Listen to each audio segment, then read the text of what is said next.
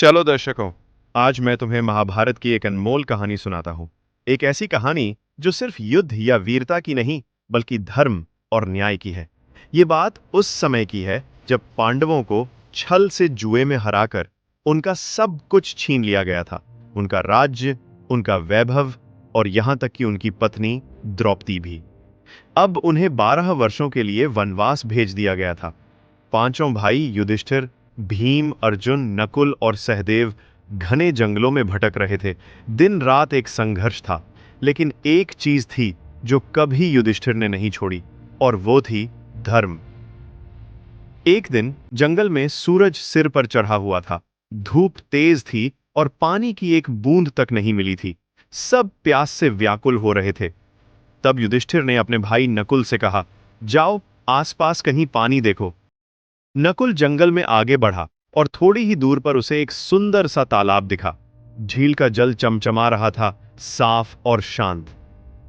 नकुल ने बिना कुछ सोचे झुककर जैसे ही पानी पिया, वो वहीं गिर पड़ा, मौन, शिथिल, मानो मृत हो गया हो।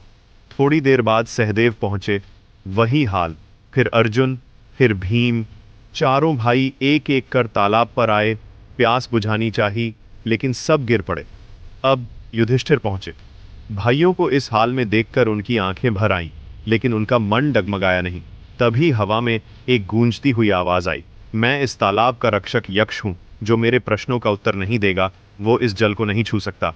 युधिष्ठिर ने निडर होकर उत्तर दिया, पूछो यक्ष, मैं धर्म से विमुख नहीं हो सकता। और फिर शुरू हुआ एक अद्भुत संवाद, एक परीक्षा, धर्म और बुद्धि की। यक्ष ने पूछा, हवा से तेज क्या है? युधिष्ठिर बोले, मन। पृथ्वी से भारी क्या है? मां का दुख। सबसे बड़ा आश्चर्य क्या है? हर दिन लोग मरते हैं, फिर भी बाकी सोचते हैं कि वे अमर हैं। सुखी कौन है? जो कर्ज से मुक्त है और साधारण भोजन में संतुष्ट है। एक के बाद एक प्रश्न, और युधिष्ठिर हर बार सत्य और विवेक से उत्तर देते रहे।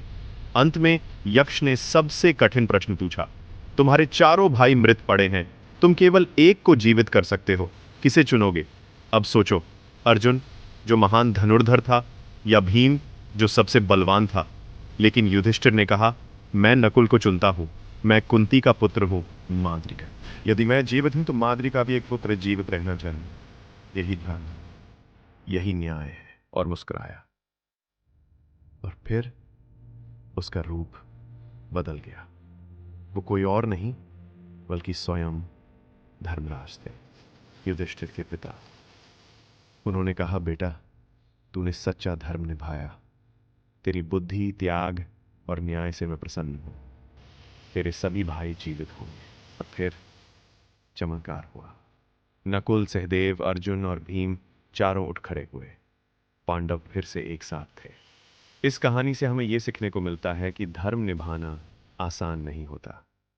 उसके रास्ते में हमेशा परीक्षा होती है, पर जो सही को चुनता है वही सच्चा राजा, सच्चा मानव कहलाता है। Thanks for watching this video.